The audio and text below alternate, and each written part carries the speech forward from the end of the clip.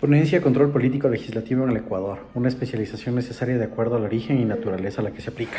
Los mecanismos de control político que existen en las diversas legislaciones latinoamericanas y en el caso específico del Ecuador tienen una bifurcación en cuanto a la naturaleza. Estos mecanismos de instituciones no son estrictamente jurídicas, son de carácter mixto entre lo político y lo jurídico, lo que hace que, al tener esta naturaleza diferente, existan distorsiones en cuanto a la aplicación de lo que realmente se considera un impeachment o juicio político. Los juicios políticos, si bien tienen una naturaleza en la cual se tienen que respetar los principios del debido proceso, no necesariamente lo hacen, porque la valoración subjetiva y política de la prueba realizan en este caso los parlamentarios y en el caso del Ecuador los asambleístas, no necesariamente se rige a las normas del debido proceso ni tampoco los principios de contradicción de la prueba.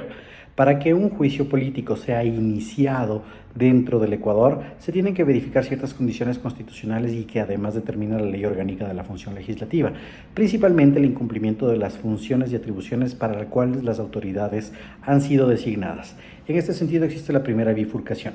Existen autoridades, no solo en el Ecuador, sino también en las democracias latinoamericanas, que tienen una naturaleza de designación, es decir, que los presidentes de la República o en su defecto cualquier tipo de autoridad dentro del régimen de confianza designan a dichas autoridades, las cuales no necesariamente tienen una legitimidad representativa, sino que responden a un ámbito de confianza por parte de la autoridad nominadora y hasta designadora. Por otro lado, existen otro tipo de autoridades que son las de control, las que generalmente llegan, y en el caso ecuatoriano, a sus cargos a través de mecanismos de concursos, es decir, bajo un régimen de méritos y oposición. Y una tercera opción que son las autoridades que son elegidas a través del sufragio, es decir, por votación popular.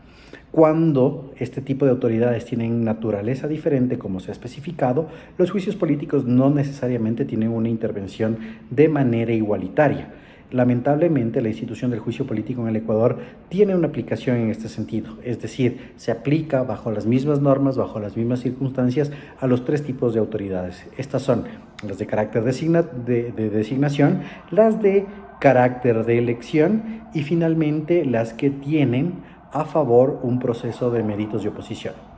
En ese sentido, el régimen de aplicación de atribuciones y funciones no es el mismo para todos. De hecho, en el Ecuador, las únicas autoridades que cuentan con una ley orgánica especializada en la cual se determinan las atribuciones y funciones o existen reglamentos de las mismas, son las autoridades que tienen una designación a través de un proceso meritocrático. Además, también las autoridades que responden a un régimen votacional o electoral, es decir, las que tienen una votación o son seleccionadas a través de un proceso votacional. Finalmente, las autoridades que no tienen un régimen votacional o de designación a través de méritos y oposición, sino que responden al nivel ejecutivo, no tienen leyes específicas que hacen que el cumplimiento sea realmente realizado en este sentido. Esta es una de las primeras intervenciones negativas que existen en cuanto al juicio político cuando esté seguido por incumplimiento de atribuciones y funciones, es decir, la dispersión legislativa, la dispersión normativa y la dispersión del sistema jurídico que hace que un gobernante, una autoridad o una autoridad designada no tengan un régimen específico de atribuciones y funciones. Es por esto que el incumplimiento de funciones se circunscribe a todo el régimen jurídico de un país, inclusive contando el régimen subnacional que dispersa más aún las normas. En este sentido, dentro del trabajo y del paper se realiza una necesaria o se identifica una necesidad de especialización de los juicios políticos a las diferentes autoridades. Las autoridades que tienen un régimen concursal y que llegan a ostentar un cargo público por un régimen concursal y las que tienen una ley determinada para que se verifique su incumplimiento de funciones y atribuciones. En segundo lugar, las autoridades que tienen una designación estrictamente política bajo un régimen de confianza por parte de las autoridades ejecutivas de Estado, las que no tienen una ley y finalmente las autoridades legislativas. En ese sentido, el juicio político tiene que tener determinaciones especializadas para cada una de estas según la naturaleza, cosa que no ha sucedido en nuestro país. Además, dentro de los principios esenciales del debido proceso,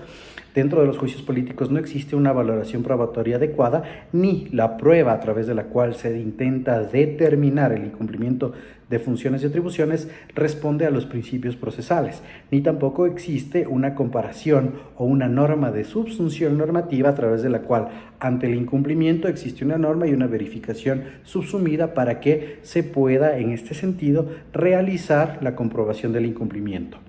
En el paper se ha planteado un esquema específico a través del cual se realiza una valoración y una ponderación efectiva a través de 3 actos específicos. En primer lugar, la determinación de las atribuciones y funciones con las respectivas normas a través de un proceso de inteligencia normativa. La actuación que presupone un incumplimiento de dicha normativa, atribuciones y funciones, y el ejercicio de subsunción para que efectivamente se pueda realizar una valoración jurídica del juicio político a pesar de tener una naturaleza diferente. En ese sentido, se establece también la necesidad de reglas específicas en el ámbito probatorio para que las pruebas tengan una actuación no jurisdiccional, no política, pero al menos dentro del régimen de competencias y el principio de legalidad, a través del cual se dote de legalidad y judicialidad a las pruebas a efectos de determinar la responsabilidad del mandatario. Con esto se elevan los estándares de certeza en cuanto al derecho de defensa que podrían tener las autoridades